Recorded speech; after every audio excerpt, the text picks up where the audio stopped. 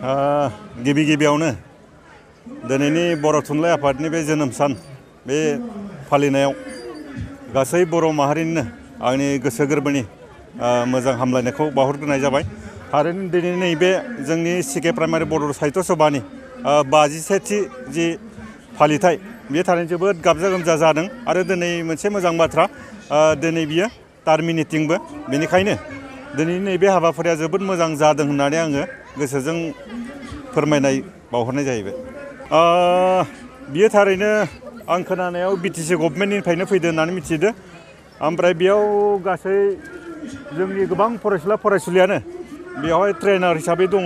बिथांमोनखौ सानब्रै ट्रेन खालामनानै दिनै बेयाव दिन्थिफुंनाय जादों आरो बेखायनो आं आंनि फरायसालि जानानै आं बांसिन गौरब मोनबावदों। मानो होनबा एसेबां गोबां फरायसुला फरायसुलिफोरा दिनै जोंनि फरायसुला फरायसुलिनि जि ट्रेन होनाय बेजोंनो गोबां बाथ्रा मिथिनो मोनदों। बेखायनो बे हाबाफारिया थारैनो बिटिसि गभर्नमेन्टनि थाखाय बाख्नायथाव होनना आं फोरमायो। जोंनि ओरैनो थुनलाइखौ नायोब्ला जों बुंनांगोन गावबा गावनि फिसाफोरखौ थुनलाइ हिसाबै बा गावनि हारि हिसाबै गावबा गावनि राव बर' बिजोङावनो होनांगौ। नाथाय बेखौ आङो थोंजोङै डाइरेक्टयै बुंनो हाया। मानो होनना बुङोब्ला साफ्रोमबो गार्जेनानो साफ्रोमबो बिमा बिफायानो गावनि इयुननि बाथ्राखौ सानो। बेखायनो स्ल'गान दं हिसाबै जोङो लिडारफोरखौ बुंगोन होनाया गाहाम। ओमफ्राय दिनै जायनि जाहोनाव जोङो जोंनि गुदि फरायसालिफ्रा बायनो थांबाय दङ।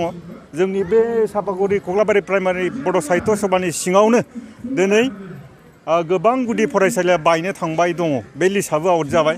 बे जाबाय जोंनि थाखाय जोबोद दुखुनांथाव आरो बेनि दुखुनांथावनि गुबै जाहोनानो जाबाय जोंनि दैदेनगिरि लिडार बिथांमोना गावबा गावनि फिसाखौ इंलिस मिडियामाव होनानै दिनै जोंनि बिजोंखौनो फोथैनायनि लामायाव। बेखायनो आं बिथांमोनखौ थोंजों गाज्रि बुंनो हायाब्लाबो बर' मिजिङाव होनाया मोजां होननानै आं सानो।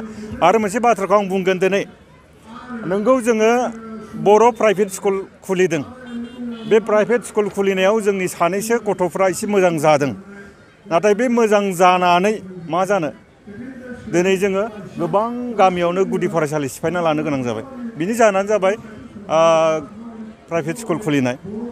नंगौ सानैसो खुदियाफ्रा मोजां जादों। नाथाय जोङो बे मोजां जानायाव जेसेबां लाब दङ जोंहा गोबां फरायसालिखौ जोङो सिफायना लाबाय दङ। जायनि जाहोनाव जोंहा बेखार जेंनाया बारा जादों।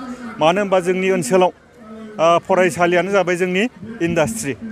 दा बे इन्डास्ट्रियानो जुदि बायोब्ला जोंहा गोबां खहा जागोन। जों मिथिगौ सानैसो फरायसुला प्राइभेट स्कुलाव फरायनानै मोजां जादों। नाथाय बिथांमोना माव एंगेज जानो फैनानै बै प्राइभेट स्कुलावनो प्राइभेट स्कुलनि बिगुमानावनो फैनानै साहा लोंनो मोनबाबो जागोन, गाननाय जोमनाय मोनबाबो जागोन होननानै बेयावनो खेंखाय मावनानै दङ। जाय फरायसालियाव जोङो सोलोंथाइखौ बिना फैसायावनो फैसा नाङालासिनो फोरोंनो मोनोमोन फरायनो मोनोमोन। नाथाय प्राइभेट स्कुला जोंखौ बेखौ बेंगुरा खालामनानै दोनदों। बेखायनो आं खावलायगोन जों बेखौ सोलायनो हागोन नामा बे नोजोरखौबो जोङो गभर्नमेन्टआव थानाय बिथांमोनखौ आं खावलायगोन। बिनि बयनिख्रुइबो देरसिन गोरोन्थियानो जाबाय 30:1। गभर्नमेन्टआव मोनसे रुल दङ। माने 30 जन फरायसा थाबासो सासे फोरोंगिरि मोनो। दा जुदि 30 जन थाबासो सासे फोरोंगिरि मोनोब्ला गंसे फरायसालियाव बेसेबां साबजेक्ट थायो? 6 साबजेक्ट। 6 साबजेक्ट बाजो सानजाबा 30। दाना 30था साबजेक्टखौ सासे फोरोंगिरिया बोरैहाय फोरोंगोन?